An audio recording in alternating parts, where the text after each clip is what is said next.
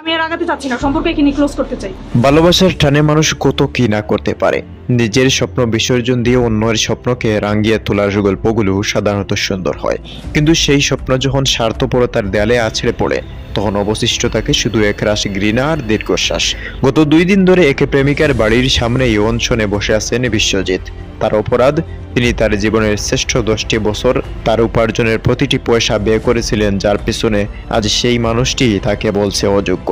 এই যে মনে করেন যে পড়াশোনা এখন সব খরচই আমি বহন করছি, আমার ফ্যামিলি খুবই দরিদ্র, তারপরও আমি ওর পাশে থাকি সব সময়, ঠিক আছে, যাতে আমরা মনে করেন ভালো একটা জীবনই করতে পারি। আমি তার জন্য সর্বোচ্চ মনে করেন যে শেষ করছি। আমি এতদিন যত ইনকাম করছি সব তার পিছনে করছি। সম্পর্কটা 1 দশকের। বিশ্বজিৎ নিজের ব্যক্তিগত চাহিদাকে জলাঞ্জলি দিয়ে প্রেমিকার নার্সিং পড়ার সমস্ত খরচ বহন করেছিলেন। এমনকি কয়েক বছর আগে তারা কোর্ট ম্যারেজও করেছিলেন। সংসার পেতেছিলেন একসাথে। প্রেমিকার নার্সিং শেষ হলো, তাতে হলো কাঙ্ক্ষিত সরকারি চাকরি। আর ঠিক তখনই পাল্টে গেল ভালোবাসার সমীকরণ। আমি ছাড়ার চেষ্টা করতেছি, কিন্তু ও মরার শুধু ভয়ভীতি দেখায়, জোর করে কোর্ট ম্যারেজ করছে। তখন বিয়ে হয়েছে কতদিন হয়েছে আপনাদের?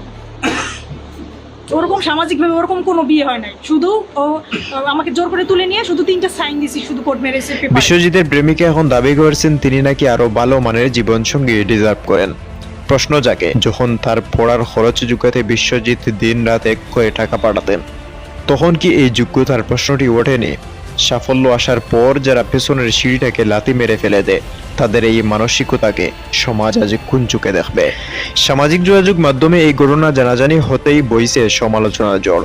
অনেকেই বলছেন এটি কেবল একটি বিশ্বাসঘাতকতা নয়, বরং একটি সাজানো প্রতারণা।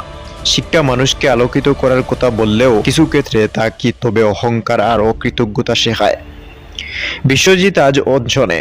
তিনি তার অধিকার ফিরে পেতে চান তার 10 বছরের বিনিয়োগ করা ভালোবাসা।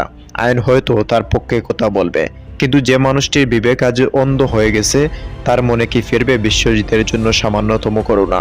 সমাজ কি পারবে এই ইউজ অ্যান্ড থ্রো কালচার থেকে বেরিয়ে আসতে?